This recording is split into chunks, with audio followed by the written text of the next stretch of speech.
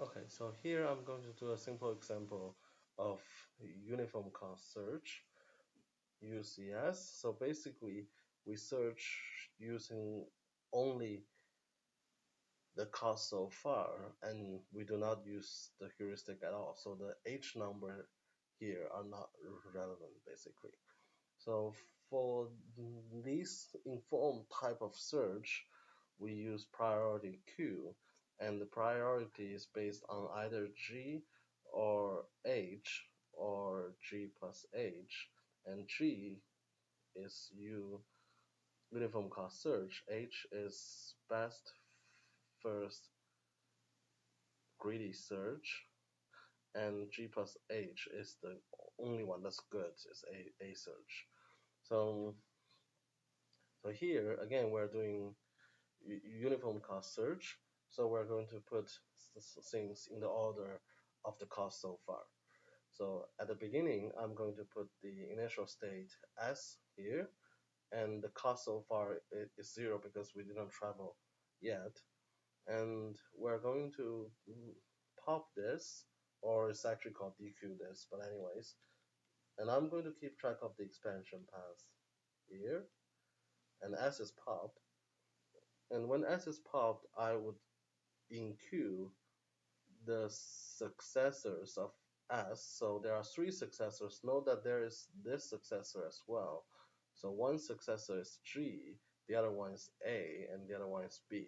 So we're going to insert them in the order of their cost. So B is closest, so I'm going to put B first and note the cost is 1. And then I'm going to put A with cost 2, and G probably at the end with cost 9. So this is our priority queue. So the next one, I'm going to DQB. I'm going to put it on the expansion path, and then enqueue successors. So we can either do B to D or B to E. So B to D means the total cost is this cost plus the B to D cost, which is 2. Then the result is 3. So D is 3 is here. And E is this cost plus 4, which is, put E here, with 1 plus 4 is 5.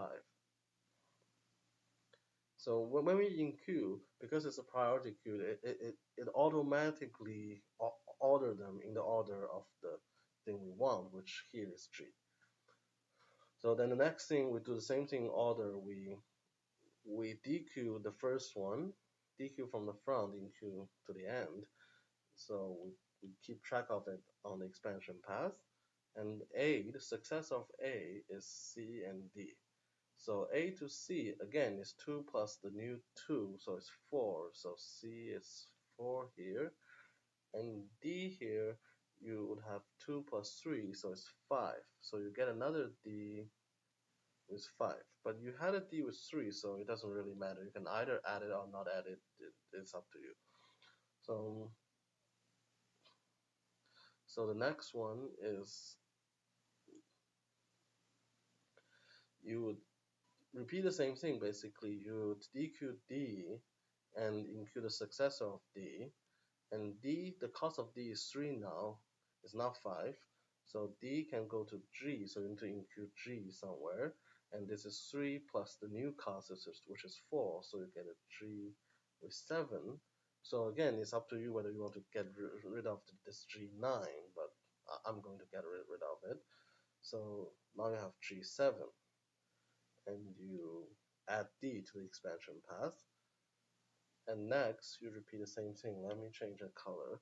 So you DQC and you enqueue G again. So C, the cost to C is 4. The new cost is 4. So you have a G and an 8 here, but it's larger than 7. So I'm not going to enqueue that because you have 7 already.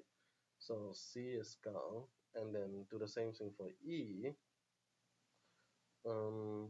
So there's no success of E, so basically nothing happens. And then next, you're going to expand G, so DQG, and you found the goal, so you will end here. So that's why the expansion path is this.